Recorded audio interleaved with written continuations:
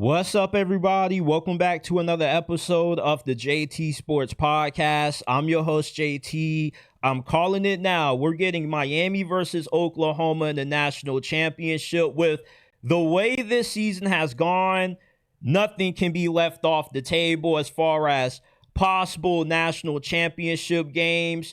Let's be honest. We all picked Clemson to win the ACC this year, and if you didn't have Clemson in the ACC championship, you at least had them in the playoffs. For their season to already be over after the first month is one of the biggest surprises in all of college football, along with the disappointment that has been the Florida Gators this year. Even if you didn't pick Florida to win the SEC like I did, I mean, we at least thought this would have been above 500 team or better. They don't even look like they're going to make it to a bowl game. Their offense is struggling to get past midfield. DJ Lagway, should he be benched? Is Billy Napier the worst head coach in the history of Florida? We have a lot to unpack on this episode. We're going to be giving our reactions to not just Florida, Miami, Clemson's 1-3 start, but Michigan getting a win over Nebraska that could show they are ahead of schedule with Bryce Underwood. College football is completely wide open. Why is it that it seems as if anything's on the table this year as far as who can win the Big Ten, the SEC, the national championship? Has NIL finally brought about that parity that we have been asking for years in this sport? Smash that like button, subscribe to the channel, turn on post notifications. If you live, eat, breathe, and sleep football, we're talking not just college football, but the NFL as well. We're talking NFL, college football, 24/7, 365 days throughout the year. Check us out on all podcasting platforms. JT Sports is available on Apple, Spotify. Give us a 5-star review if you enjoy. Links are down in description and pinned comment below. And let's dive into it. With Florida's 26-7 loss to Miami, Billy Napier is now 1-4 all time against Florida's in-state rivals. And I don't think that there's no debate.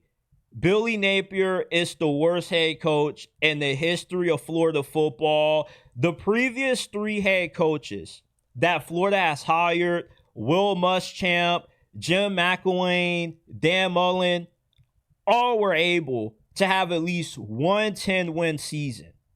Billy Napier, the best he could do was win 8 games and get to the Tortillas Bowl. At least I think that's how you pronounce the name, the Gillis Perillo Bowl. I forgot the bowl game that Florida won last year because it's irrelevant. The goal at Florida is to compete for SEC championships and national titles, not making it to bowl games. So everything that Billy Napier has accomplished up until this point in his tenure as Florida's head coach is irrelevant. He's not done anything but further destroy the brand of the Florida Gators football program. Florida went from being a program that was a little bit down to now being one of the worst programs in the entire state. They lost to USF and Miami, and we're only a quarter of the way through the season, and they still have to play Florida State. You could complete the trifecta of being the worst team among the big 3 in the state this year. And the big 3 teams are Miami, Florida State, and USF. Who would have thought that? A few months ago, I told you guys that we were going to see a renaissance as far as college football in the Sunshine State. This is the best that this state is ever going to be when it comes to college football as far as the amount of competitive programs in this state. FSU is going to be a factor in the ACC championship, along with the Miami Hurricanes. And both of those teams very well could be in the college football playoffs. We could get a first-round playoff game featuring FSU versus Miami. Now, I picked Florida to be in the playoffs this year. I thought that Big Three would have Florida in it. But it turns out USF is that Big Three that I was talking about. I thought that USF was going to be good, but not this good. Not good enough to be better than Florida, but they beat them on the field, and it looks like with how their schedule plays out, they're going to make it into the playoffs along with FSU and Miami. Billy Napier is calling an offense that has a lot of blue chip talent at running back, receiver, the number one quarterback coming out of high school 2 years ago, one of the best offensive lines in college football, and it's averaging a whopping 11 points per game. Despite how much talent Florida has on this offense, Billy Napier doesn't know what to do with it. He has the keys to a Lamborghini, and yet he can't even get out of the driveway. The problem with Florida has nothing to do with talent. As a matter of fact, Florida is the 12th most talented team in college football, according to 247 Sports Team Talent Composite Rankings. Florida, on paper, had a better roster than Miami and Florida State did entering this year, and yet they're 1-3, and their biggest rivals are undefeated so far. Nobody's doing more than less or more with less than Billy Napier.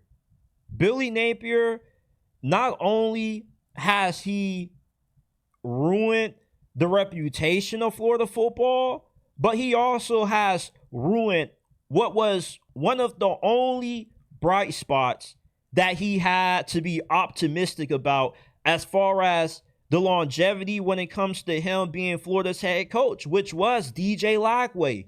DJ Lagway, with the amount of promise that he showed at the end of his freshman season, it gave you a good amount of confidence that Billy Napier in his fourth season could really get the ball rolling, and his first 3 years were just part of the rebuild process. Well, we're 4 years into this thing and 5 weeks out, and Billy Napier has done nothing but go backwards. And progress isn't always linear, but you can't be taking 25 steps backwards and no steps forward. And that's what Florida is doing right now with Billy Napier. Billy Napier right now has the worst offense in college football, and he specializes on that side of the ball. If you are a head coach that specializes in a particular area, whether it be offense or defense, that shouldn't be the worst side of your team. And if it is, it's an indictment on you as a head coach. All of the issues that Florida has are related to coaching, not talent, coaching. And it's time for Florida to make a change. I thought Billy Napier should have got fired after Florida lost to Texas A&M last year, but he was able to weather the storm, rally the troops, and Florida ultimately had a respectable ending to what was a disastrous start to the season in 2024. But this year, there is no riding the ship. You don't have no get-right games this year. Some friends that I talked to thought that Florida could have got right against Miami. I didn't see it, but they felt like it could have happened because they look at the amount of talent that Florida has, and you kind of scratch your head and you're just stuttering, trying to find words to describe what you're watching when you turn on the disaster that is Florida Gators football. Billy Napier right now, I think that there's no disputing he's the worst head coach that this program has ever had and probably will ever have. With the amount of resources and NIL money that Florida has, they should easily be able to get rid of Billy Napier, pay what's left of his buyout, and bring in a proven head coach that has a track record of being able to win at programs of this scale. Who is that going to be? I really don't have any answers for you right now. It could be Urban Meyer. Maybe you bring him back. Maybe you end up stealing the head coach from a big-time program. Anything could be on the table as far as Florida's next head coach. There's a lot of different ways they could go. Maybe they bring in a top-notch coordinator, but you could do a lot better than Billy Napier. Regardless of who you hire, I don't think you're going to get any worse than what you currently are right now with Billy Napier as the head coach. As far as DJ Lagway, he's been one of the biggest disappointments in college football. Either him or Arch Manning, you can make the argument, win the title as the biggest disappointment so far. DJ Lagway was hyped up as the messiah of Florida football. He was going to be the second coming of Tim Tebow in Gainesville, and he's been the second coming of DJ Uyunglele. With the lack of pocket awareness, the lack of confidence, the lack of ability to read defenses, DJ Lagway doesn't look like he should be the starting quarterback for the Florida Gators.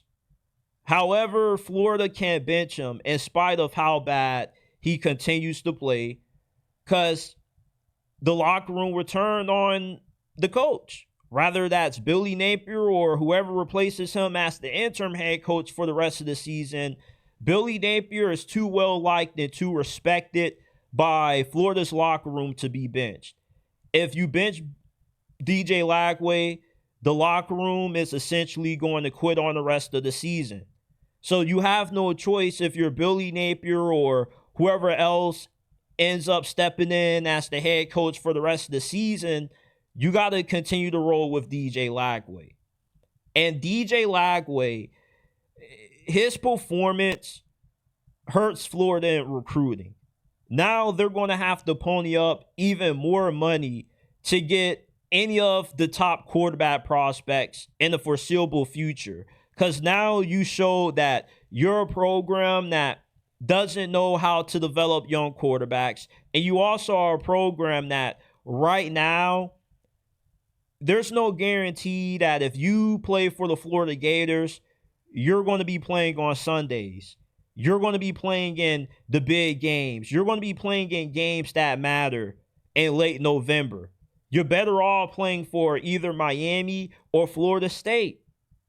Your development, if you are a high school quarterback, is in better hands with Mario Cristobal or Mike Norvell than it is with Billy Napier or whoever gets hired as Florida's next head coach. Florida just hasn't shown the ability to develop quarterbacks. They haven't produced a good quarterback in over, 15 years? And you could count Anthony Richardson as being somewhat of a successful quarterback since he was a top 5 pick, but everybody knew he was going to be a bust once he got to the NFL because he never should have gotten drafted that high. He got drafted off of potential. When he was at Florida, he wasn't really developed that much. Dan Mullen got the most out of Anthony Richardson. He got more out of Anthony Richardson than what anybody else has been able to get out of him. High school, collegiately, and in the NFL.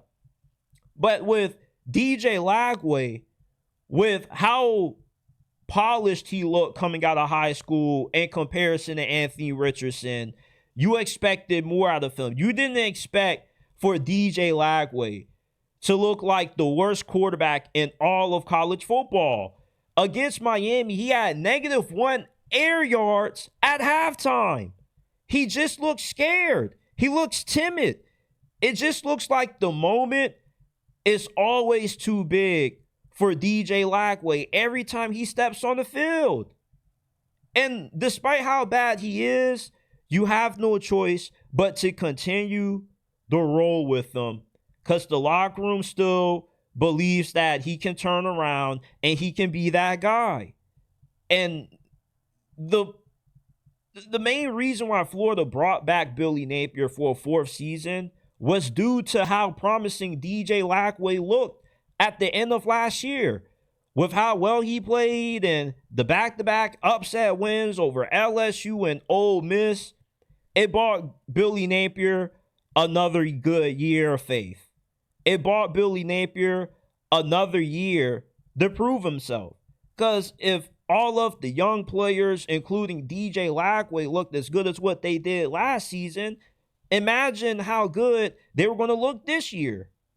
Well, I guess Billy Napier had other plans.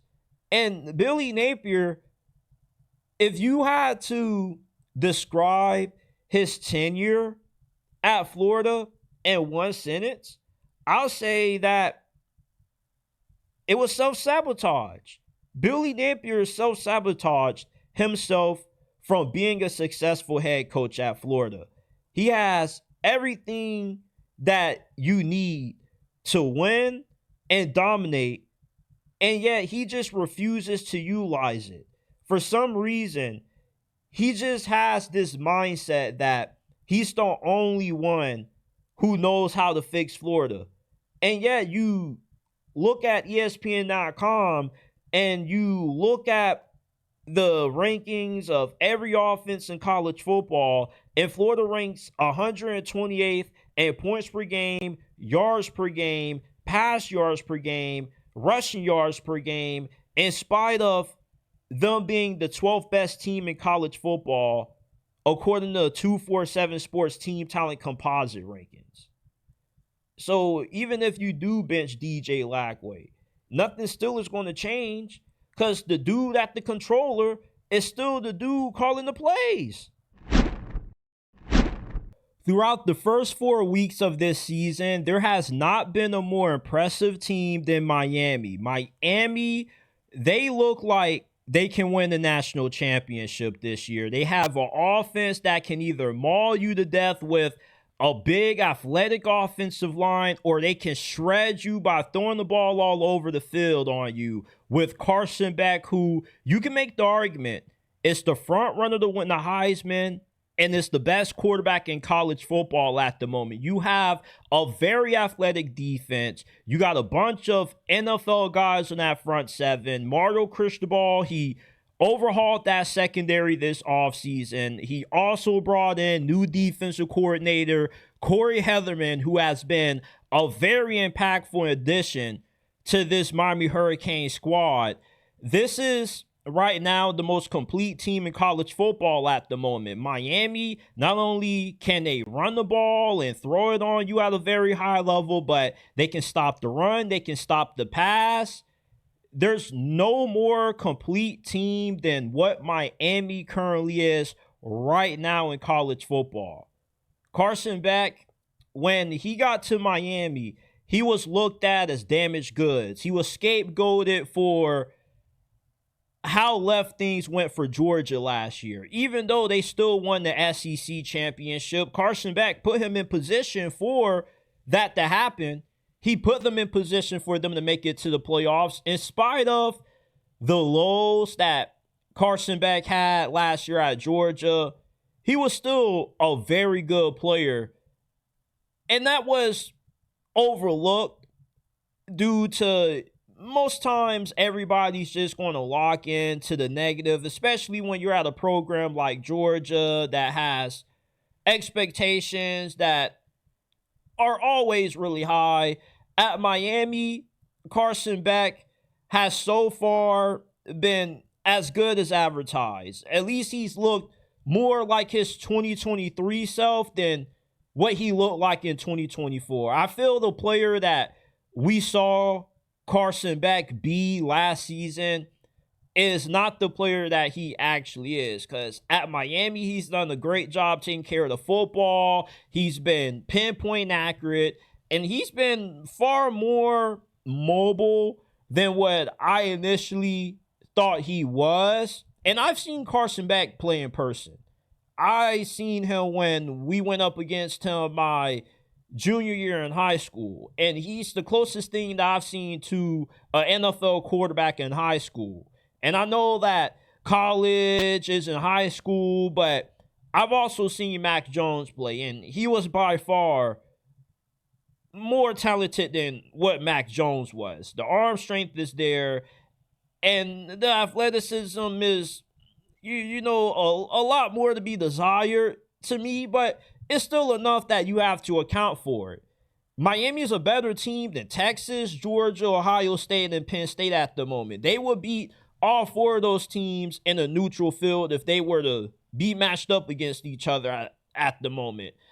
I don't see nobody stopping Miami right now. The only team that I can see Miami losing to is Florida State. That's a rivalry game. Rivalry games are always closer than expected. You can't judge a rivalry game by what the rosters look like on paper, because on paper, Miami has been better than Florida State for over the last decade.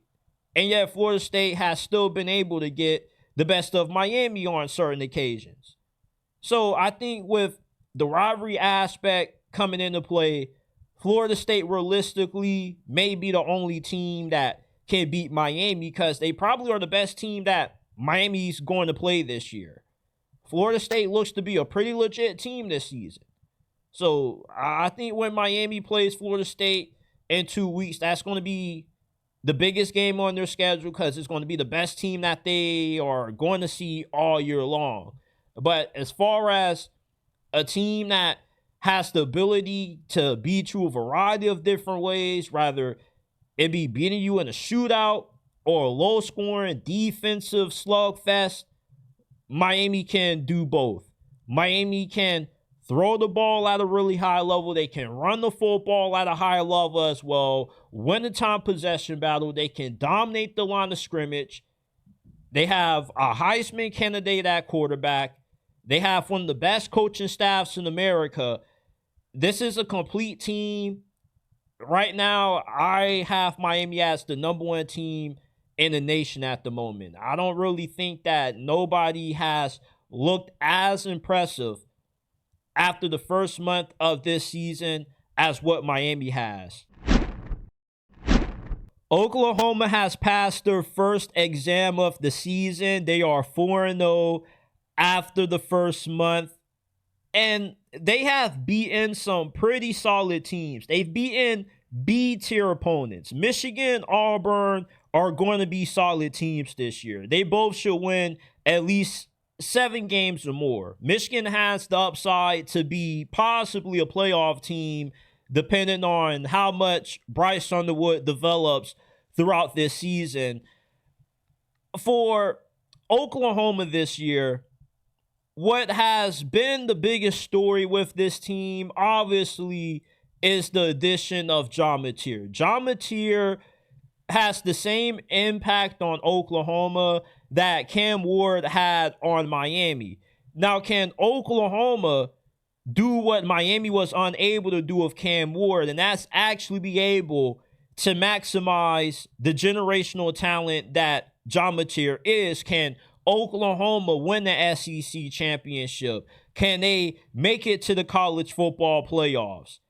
That's what's going to define how successful this season is for Oklahoma. Players like John Mateer only come around once in a blue moon. So when you get a quarterback like John Mateer that is going to be a finalist for the Heisman Trophy, that has the ability to possibly win you a national championship, it's more than likely going to be a first-round pick in next year's draft.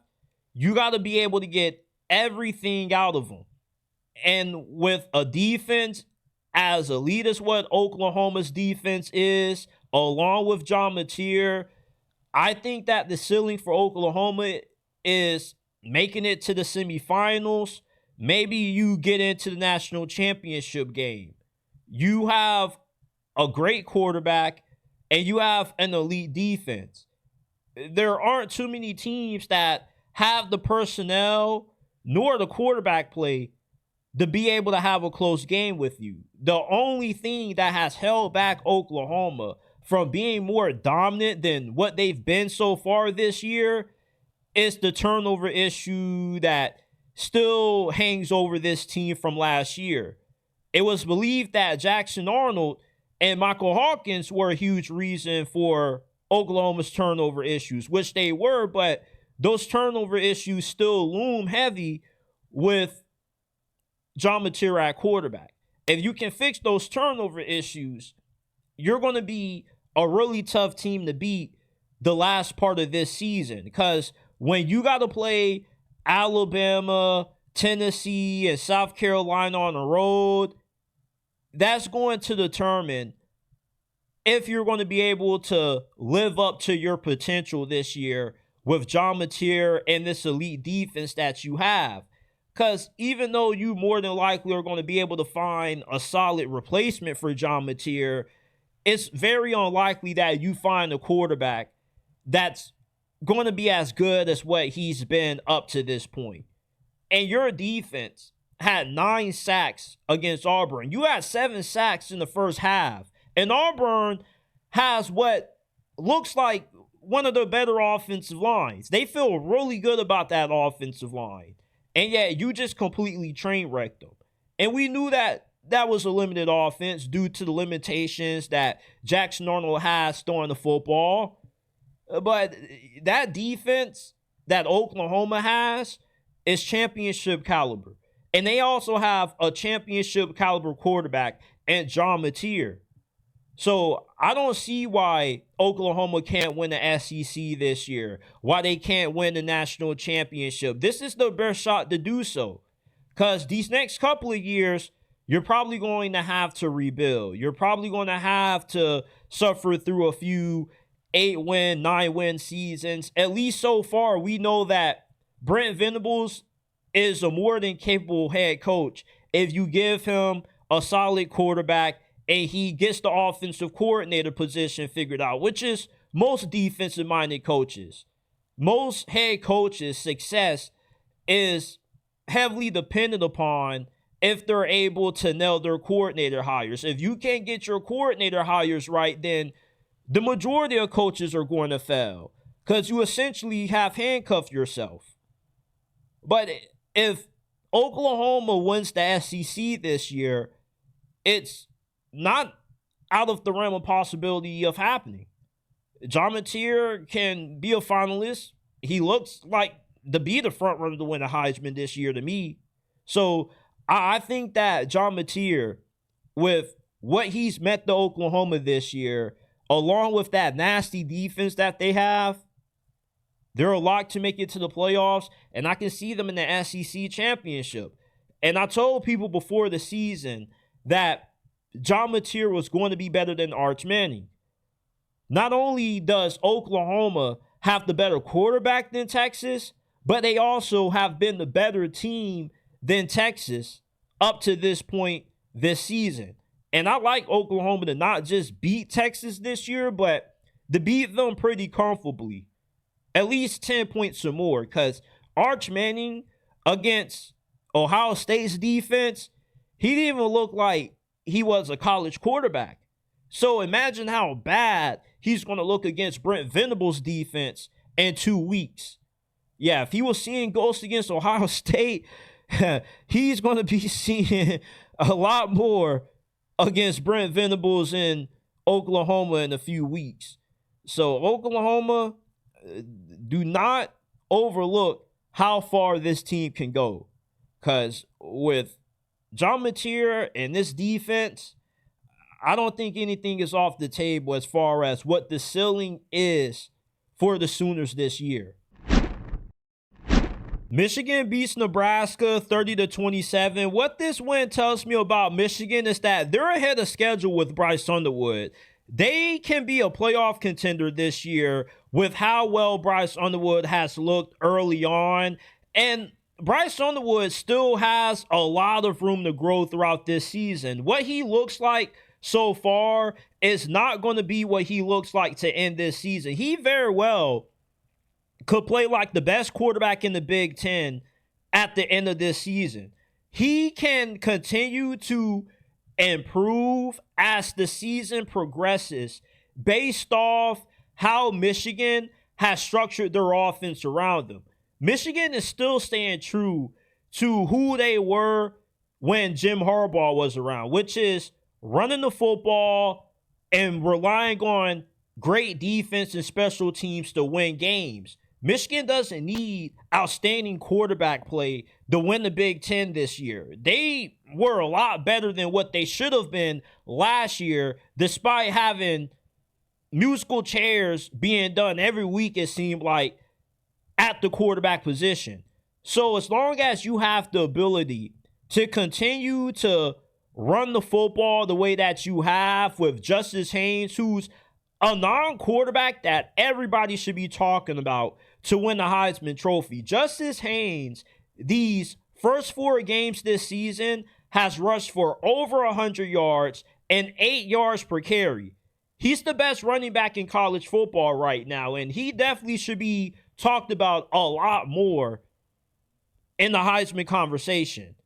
If Justice Haynes is able to continue to carry the load for this Michigan offense, I think that as long as Bryce Underwood is serviceable throwing the football, he gives you 56, 59% completion percentage in these games, you're going to be a better team than what a lot of people thought.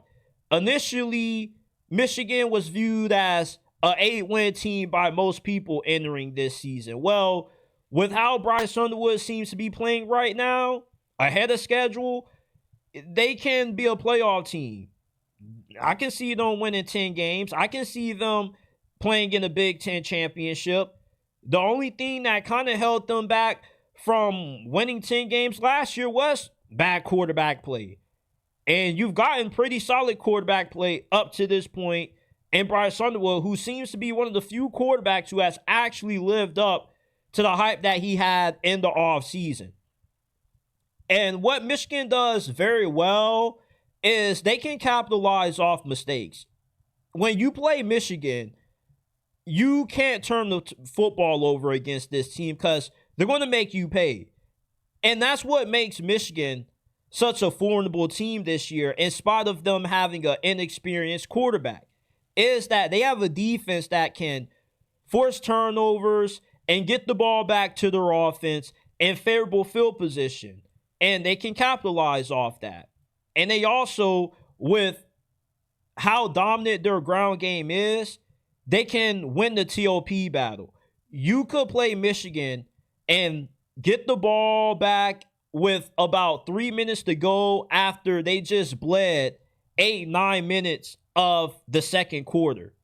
So when you play a team like Michigan, your mistakes are maximized, or your mistakes are really magnified when you play this team, because your possessions on offense, every single one matters. You have to be able to score, or you have to be able to make the most out of every time you touch the ball against Michigan, because with their style of play on offense, you might not get too many possessions.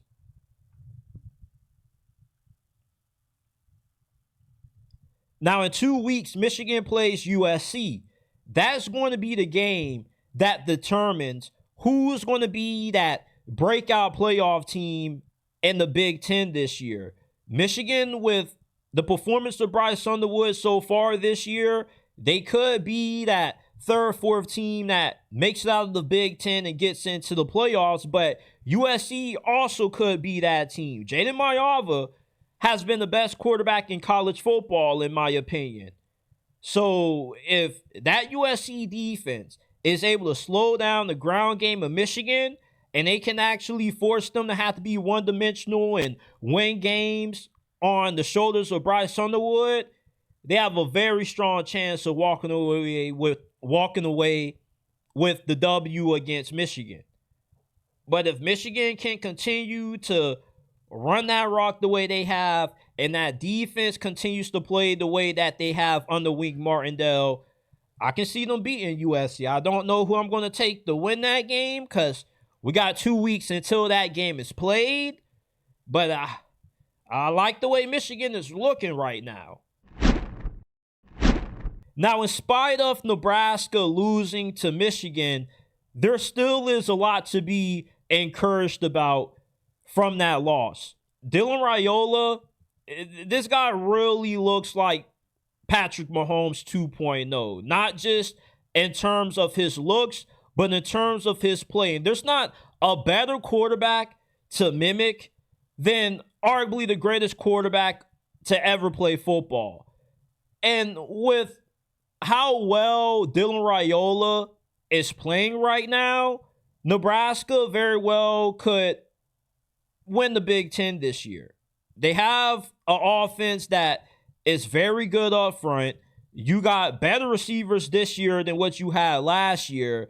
And Dylan Raiola is looking like one of the best quarterbacks in the nation. There has been a pandemic of bad quarterback play this year. And there's also been a lot of quarterbacks that we hyped up this year that haven't been as good as advertised. Dylan Raiola is one of the very few quarterbacks that actually has delivered upon the high expectations that he had coming into the start of this season. And Nebraska, what has separated this year's team from the previous teams that they have had is that the quarterback play is top notch. The offensive line play is also very good. I trust this Nebraska offense.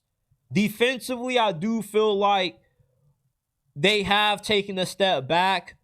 Losing their defensive coordinator, Tony White, the Florida State, definitely has hurt them. They aren't as good stopping the run as what they were in 2024. And I don't think that the pass rush is going to be as good as what it was last year under Tony White also. But the offense can make up for the regression that they've had defensively. And I do believe in the Matt Rule year 3 magic. And I think that with the loss to Michigan, there's a lot more positives to take out of that game than there are negatives as far as what the outlook for this season is going to be for Nebraska. Because Nebraska, look, before that Hail Mary at halftime, they looked down and out. And once they got that Hail Mary, that's when they got that spark that they needed. That's when they were able to get back into the game. It's just, in the end, the ground game of Michigan is what killed them.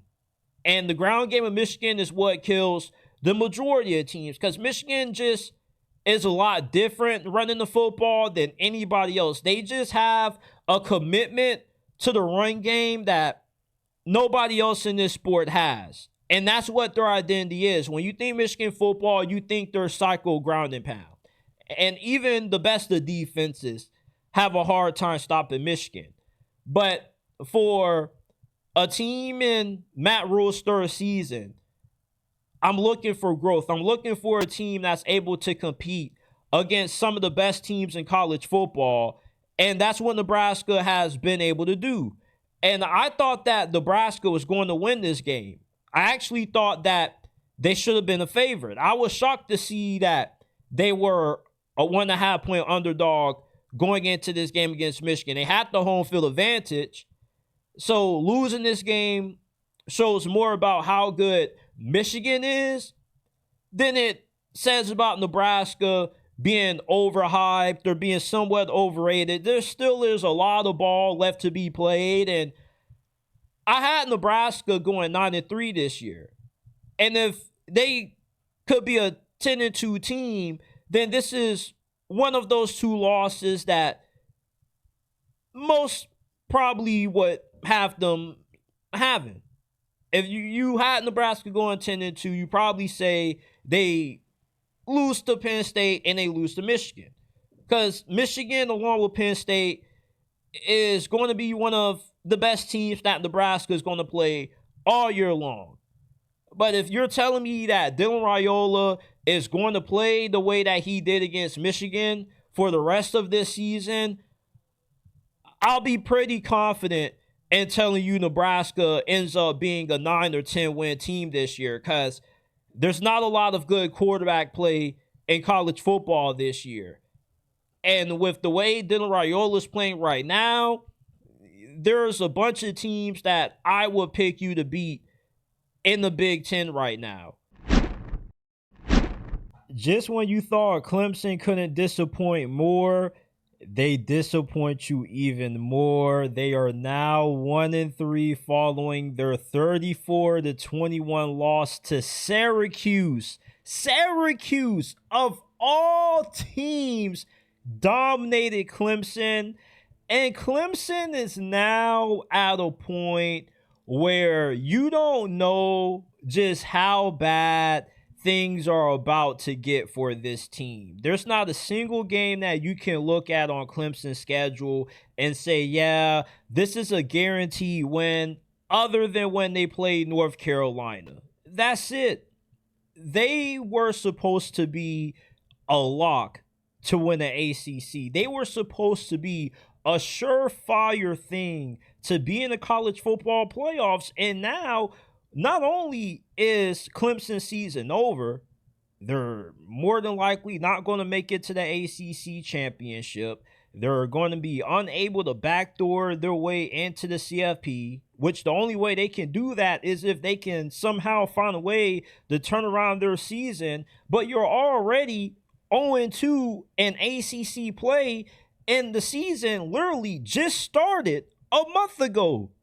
So it looks like Clemson, they could snowball and be even worse than what they already look like right now. This is the most talented 1-3 team that I've ever seen.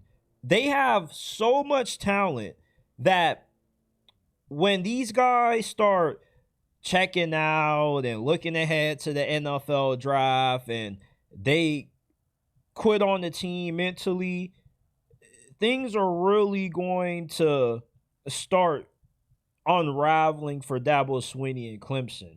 And Dabo Swinney, I wonder how he'll take a season like Florida State's if Clemson ends up having that this year, because that's what it seems like things are heading for this squad. They look like this year's Florida State.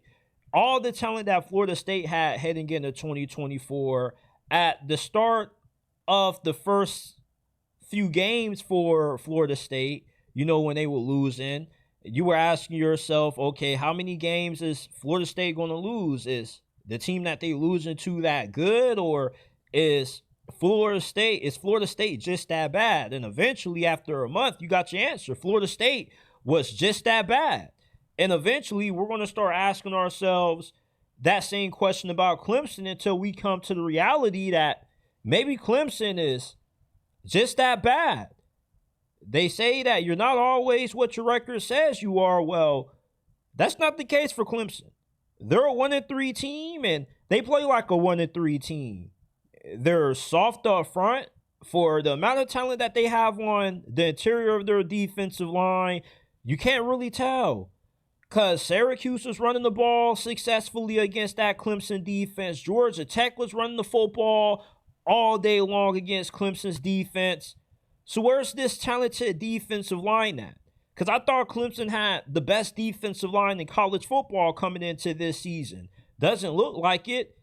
And while we're on the topic of Clemson's defense, the hiring of Tom Allen is one of the biggest disappointments in college football that nobody's talking about. He was one of the best defensive coordinators in America last year at Penn State. They had a top 10 defense. They were top 10 in everything statistically. They were top 10 against the run, top 10 against the pass, top 10 in points per game allowed, top 10 in yards per game allowed. All of a sudden, he gets to Clemson and forgets how to be a good defensive coordinator. And Clemson's defense is a lot worse under Tom Allen than what it was under the defensive coordinator that Dabo Swinney hired Tom Allen to replace.